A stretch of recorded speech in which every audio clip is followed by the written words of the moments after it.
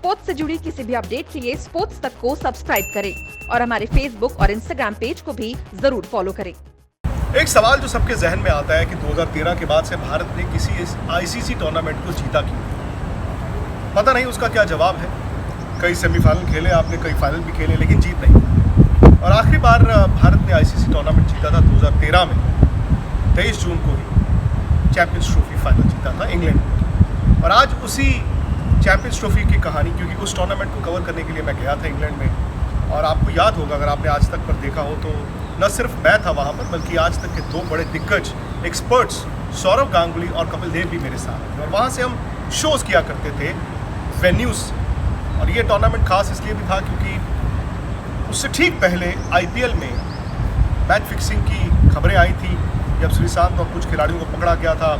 उसके बाद Chennai super Kings पर भी सवाल हुए थे। और ये शायद 2000 के बाद एक बड़ा स्कैंडल भारतीय क्रिकेट में आया था, जहाँ पर आईपीएल में मैच फिक्सिंग की बातें होती थी। और अगर मैं ये कहूँ कि जब टीम ने यहाँ से उड़ान भरी थी इंग्लैंड के लिए तो मोराल बहुत डाउन था, तो गलत नहीं हुआ। खैर, भारत की टीम इंग्लैंड पहुँच गई और 2 प्रैक्टिस मैच हुए, दोनों भारत जीत भी गए। और दिनेश कार्तिक ने सेंचुरीज भी लगाई, तो लगा कि दिनेश कार्तिक जो है वो इन फॉर्म बल्लेबाज है। लेकिन पहला मैच था भारत का कार्डिफ में। कार्डिफ बड़ा खूबसूरत सा शहर है, वहाँ पर यूनिवर्सिटीज़ बहुत ज़्यादा है, और सोफिया गार्डन्स जो मैदान है वहाँ पर भारत का पहला मुकाबला साउथ अफ्रीका से। साउथ अफ्रीका के पास ज़बरदस्त टीम थी और शायद टूर्नामेंट की रेड हॉट फेवरेट उन्हें कहा जा रहा था। लेकिन एक चीज़ हुई थी इस टूर्नामेंट से ठीक पहले, एक उसी साल एशेज़ भी होना था। और एशेज़ में इंग्लैंड के पास अच्छे स्पिनर्स थे, तो इंग्लैंड ने एशेज़ की तैयारी करने के लिए ड्राई पिचेस प्रिपेयर की। इंग्लैंड की कोशिश ये थी कि ड्राई पिचेस रहेंगी, उनके स्पिनर्स को मदद मिलेगी और ऑस्ट्रेलिया को वो टेस्ट सीरीज़ में हरा देंगे। अब एशेज़ जो थी वो चैंपियंस ट्रॉफी की ठीक बाद थी, इसलिए चैंपियंस ट्रॉफी में ड्राई पिचेस जहाँ पर स्पिनर्स को मदद मिलती है। और भारत के पास 2 स्पिनर्स थे, रविंद्र जडेजा और रविचंद्रन अश्विन। तो ये भारत के लिए एक एडवांटेज रहा। पहला मैच कार्डिफ में था और भारत ने एक नई शानदार सलामी जोड़ी उतारी। और शायद धोनी की कप्तानी में जो उन्होंने बड़े बड़े फैसले लिए उनमें से एक ये था कि शिखर धवन जो ऑस्ट्रेलिया के खिलाफ यहाँ पर टेस्ट मैच में 100 बनाकर गए थे, उनके साथ उन्होंने रोहित शर्मा से ओपन कराया। हर कोई ये सोच रहा था कि शायद दिनेश कार्तिक से ओपन कराया जाएगा, लेकिन वहाँ उन्होंने रोहित शर्मा और शिखर धवन की सलामी जोड़ी को पहली बार उतारा। उनके पीछे उनका तथ्य ये था कि रोहित छोटा बॉल बहुत अच्छा खेलते हैं, कट पुल का इस्तेमाल बड़ा अच्छा करते हैं, और जो हॉरिजॉन्टल बैट शॉट्स हैं क्योंकि उनकी ताकत है। और साउथ अफ्रीका के पास अच्छे फास्ट बॉलर थे जो भारत को छोटे बॉल पर तंग कर सकते थे, तो उन्होंने रोहित और शिखर की जोड़ी को उतारा। भारत ने पहले मैच में 331 रन बनाए।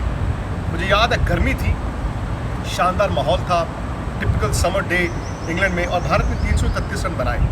अब कार्डिफ का जो मैदान था, सामने की बाउंड्री छोटी थी और साइड की बाउंड्री ज़्यादा बड़ी थी। और बड़ी बात यह है कि दोनों सलामी बल्लेबाजों ने भारत को शतकीय साझेदारी दी। रोहित शर्मा ने बनाए उस मैच में 65 रन और शिखर धवन ने शतक लगा दिया।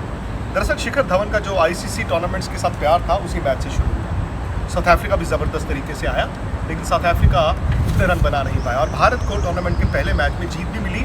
और साथ ही साथ जैसे गेंदबाजी आप देखें, अश्विन और जडेजा को विकेटें मिली, अश्विन ने ज़बरदस्त गेंदबाजी की।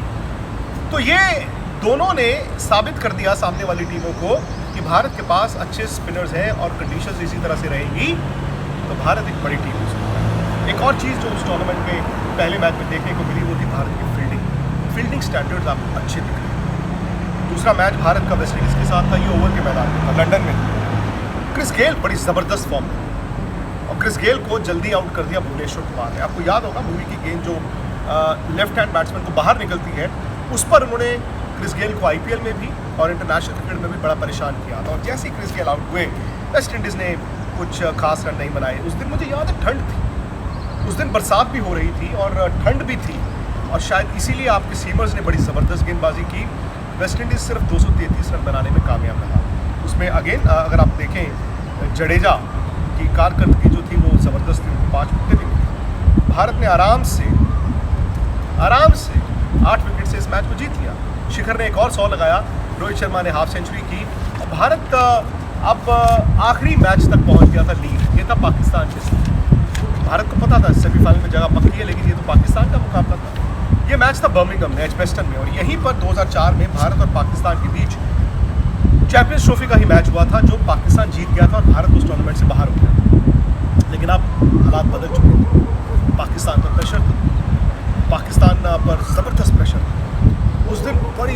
ज़्यादा ठंड थी बर्मिंघम में, वैसे भी मिडलैंड्स में सर्दी ज़्यादा होती है, सर्दी भी थी और बरसात भी हो रही है। और बरसात हो रही है, रुक रही है, हो रही है, रुक रही है, करते करते ये जो मैच था ये 40-40 ओवर के हिसाब से इसको तय किया गया कि पाकिस्तान को 40 ओवर मिलेंगे। की पारी शुरू हुई, फिर बरसात आई, फिर पारी हुई और करते करते उन्होंने सिर्फ 165 रन बनाए। भारत का जो लक्ष्य था वो 102 रह गया 22 ओवर में, क्योंकि फिर से बरसात आई। भारत की पारी शुरू हो गई, बरसात दोबारा आ गई और हमें तो ये लग रहा था कि कहीं ऐसा तो नहीं है कि बरसात होगी और फिर मैच का रिजल्ट ही नहीं आएगा। लेकिन 22 ओवर में भारत को 102 का लक्ष्य मिला। अगेन रोहित शर्मा और शिखर धवन ने ज़बरदस्त स्टार्ट दिया, फिर विराट कोहली आए और भारत ने 3 ओवर रहते 8 विकेट से पाकिस्तान को हरा। अच्छी बात यह थी कि भारत के तेज़ गेंदबाज और स्पिनर्स ये आपस में टैंडम में काम कर रहे थे और फिर सलामी जोड़ी और विराट कोहली नंबर 3 पर भारत ज़बरदस्त बैटिंग फॉर्म में। सुरेश रैना भी थे उस टीम में, महेंद्र सिंह धोनी भी थे उस टीम में। तो भारत की जो टीम थी, कहते हैं ना, वेल ऑयल्ड मशीन की तरह आई। और भारत के लिए एक राहत की बात ये थी कि बड़ी टीमें बाहर होती गई और सेमीफाइनल में आपको मिला श्रीलंका। अब सेमीफाइनल खेलने के लिए भारत दोबारा से कार्डिफ में आया। मुझे याद है कि मैच से पहले श्रीलंका पर इतना दबाव था। श्रीलंका की प्रैक्टिस में एक बार मैं गया और श्रीलंका की प्रैक्टिस में वो खास तौर से अश्विन के बारे में बड़ा सोच रहे थे कि अश्विन को कैसे खेलना। Ashwin right arm off spinner थे, लेफ्ट हैंडर्स बहुत थे श्रीलंका की टीम में, तो ये उनके लिए दिक्कत थी। लेकिन मैच जो था ना, ये भी एंटी क्लाइमैक्स हो गया। चैंपियंस ट्रॉफी का सेमीफाइनल एक एंटी क्लाइमैक्स। श्रीलंका ने सिर्फ 181 रन बनाए 8 विकेटों के नुकसान पर, जैसे मैं आपको गेंदबाजों का बता रहा था। अगेन रविंद्र जडेजा ने 3 विकेटें ली और इस मैच में तो धोनी ने भी 4 ओवर डाले थे। धोनी ने भी 4 ओवर डाले। इस अश्विन ने 3 विकेटें ली थी और ईशान को 3 विकेटें मिली थी, जडेजा को 1 विकेट मिला था। लेकिन फिर से भारत के सलामी बल्लेबाजों ने, रोहित शर्मा और शिखर धवन ने ज़बरदस्त स्टार्ट दे दिया और भारत ने 182 रन 2 विकेटों के नुकसान पर बनाकर 8 विकेट से फाइनल में अपनी जगह पक्की कर दी। लेकिन फाइनल किसके साथ? फाइनल था इंग्लैंड के साथ। होस्ट भी थे और इंग्लैंड उस दौर में न सिर्फ 50-50 में बहुत इम्प्रूव हो चुका था, बल्कि 2020 उन्होंने स्पेशलिस्ट चुन लिए थे और 2020 स्पेशलिस्ट को मौका दे देकर वो शायद एक अच्छी टीम बन गए थे। लेकिन ये चैंपियंस ट्रॉफी 50 ओवर, बरसात थी। बरसात के कारण क्या हुआ, पहले तो ये लग रहा था कि शायद मैच ही नहीं। करते करते करते करते करते ये तय हुआ कि 20-20 ओवर का मैच हो, तो मिनिमम रिक्वायरमेंट होती है 20-20 ओवर का मैच हो। अब 20-20 ओवर का मैच, भारत की पहले बैटिंग और भारत उन ठंड और बरसात के मौसम में स्ट्रगल कर रहा था। और एक वक्त ऐसा था जहां पर भारत की 5 विकेट 66 रन पर गिर चुकी थी और 13 ओवर का खेल भी हो चुका था। 20 में से 13 ओवर का खेल हो चुका था, 5 विकेट 66 रन पर गिर चुकी, धोनी भी आउट हो चुके, विराट खेल रहे।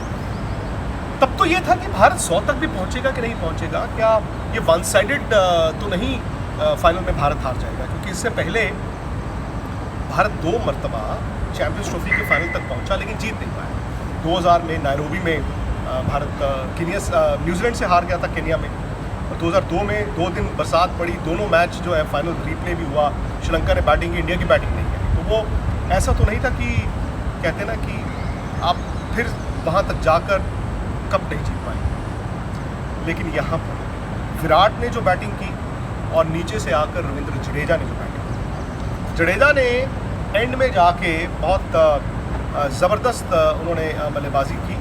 और मैं जैसे देख पा रहा हूँ, विराट ने बनाए थे 43 रन 34 गेंदों, लेकिन जो रविंद्र जडेजा ने 25 गेंद में 33 रन बनाए, वो बड़े डिसाइसिव। और जैसे तैसे करते करते आखिरी 10 ओवर में भारत ने ज़बरदस्त बैटिंग, 10 गेंदों में ज़बरदस्त बैटिंग की, 129 रन तक भारत पहुँच गया, 129 for 7। हालांकि सीमिंग कंडीशंस थी।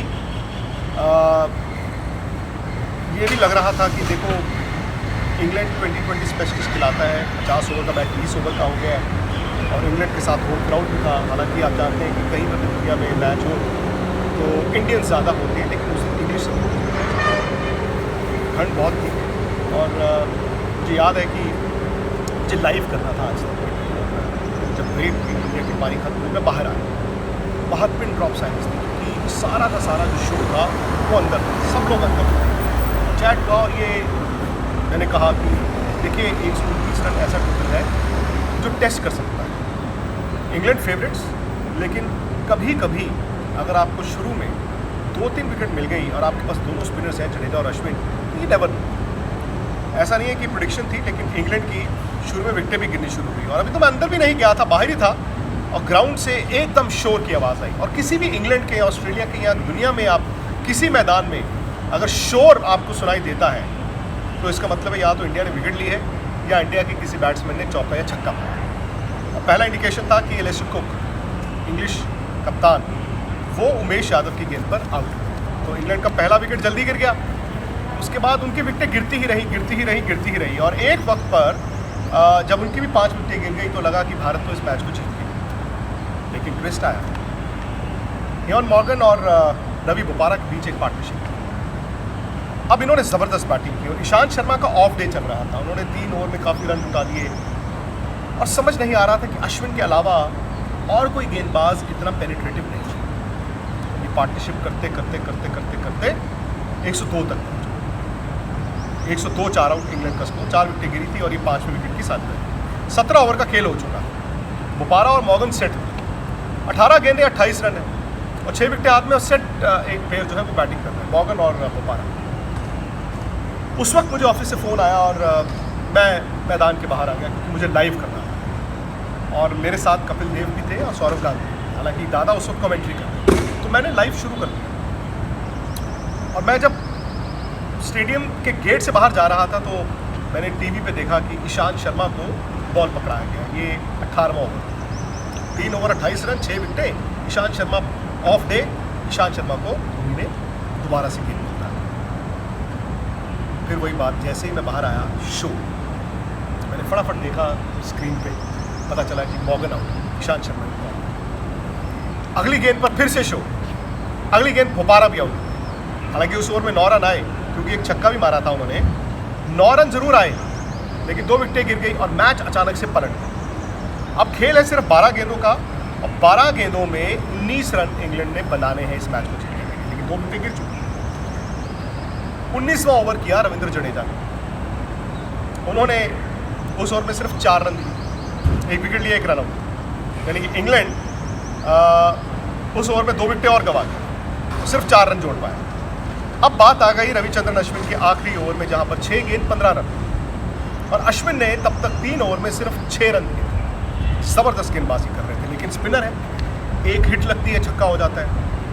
लेकिन विकेटें जो 2 ओवर में 4 गिरी थी वो इंग्लैंड पे प्रेशर चला गया। दिल तो ऐसे ऐसे हो रहा था और मैंने अपना जो लाइव है वो ऑन कर दिया था, इंतज़ार कर रहा था कि बस दादा और कपिल बाजी आए और बस हम शुरू करें। और इंडिया में रात का 1 बज चुका था। ये मैच इंग्लैंड में तकरीबन 8:30 बजे के करीब खत्म हुआ था, जो भारत में रात का 1 बज चुका है, क्योंकि डिले करते लेट हो गए। हालात ऐसे हो गए कि जी पहली 5 गेंद पर 8 रन आ गए, 9 रन आ गए और आखिरी गेंद पर छक्का चाहिए था मैच जीतने के लिए। अश्विन उस वक्त तो ज़बरदस्त फॉर्म में हुआ करते थे और आखिरी गेंद पर कोई रन नहीं। भारत ने इस मुकाबले में जीता। सेलिब्रेशंस हुई, शिखर धवन, रविंद्र जडेजा को सौरव गांगुली ने बेस्ट बॉलर और प्लेयर ऑफ द टूर्नामेंट का अवार्ड दिया, बेस्ट बैट्समैन और प्लेयर ऑफ द टूर्नामेंट। उसके बाद दादा बाहर आए। मैंने वो मिस किया सब, जो वाइट जैकेट्स मिलती हैं चैंपियंस ट्रॉफी जीतने के बाद और प्लेयर्स ने गैंगनम स्टाइल में डांस किया, खासतौर से विराट कोहली ने। लेकिन जैसे ही बाहर आए और क्राउड आना शुरू हुआ तो दादा को सब मॉब करने लगे। दादा ने मुझे अपनी गाड़ी में बिठाया और हम एजबेस्टन के दूसरी तरफ एक छोटी सी गली में घुस के एक छोटे से पार्क में जाकर हमने लाइव। ज़बरदस्त जीत थी भारत की और धोनी की कामयाबी में ये तीसरी आईसीसी टूर्नामेंट धोनी की कप्तानी है, वर्ल्ड T20 वर्ल्ड कप 2011 में चैंपियंस ट्रॉफी। लेकिन जब मैं पीछे मुड़ के देखता हूँ, एक और मौका भारत को मिला था 2017 चैंपियंस ट्रॉफी फाइनल पाकिस्तान के साथ, जिसको लीग मैच में भारत ने आसानी से हराया। आई थिंक वो गोल्डन अपॉर्चुनिटी थी। वर्ल्ड कप तो खैर आप जानते ही हैं कि पिछले साल इंग्लैंड में ही हुआ, वो भी भारत के हाथ से निकल गया।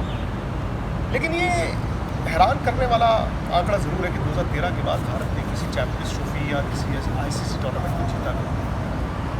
अब देखते हैं कि वर्ल्ड T20 कब होगा। इस साल तो मुमकिन नहीं, शायद अगले साल होगा। क्या वो सूखा टूटे? लेकिन चैंपियंस ट्रॉफी की ये कहानी थी, बड़ी ज़बरदस्त थी, क्योंकि मैच फिक्सिंग के साए में यहाँ से के गई थी और वहाँ से जब चैंपियंस ट्रॉफी जीत कर लाए तो फिर दोबारा से भारत ने अपने पैरों पर खड़े। सब्सक्राइब जरूर कीजिए स्पोर्ट्स तक को और नोटिफिकेशन की घंटी जरूर